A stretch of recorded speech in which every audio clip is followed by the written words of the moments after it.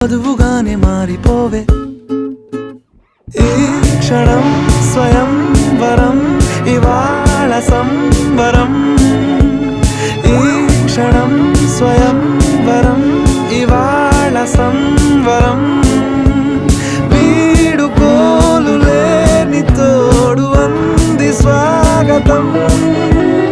ఈ క్షణం స్వయం వరం ఇవాళ సంబరం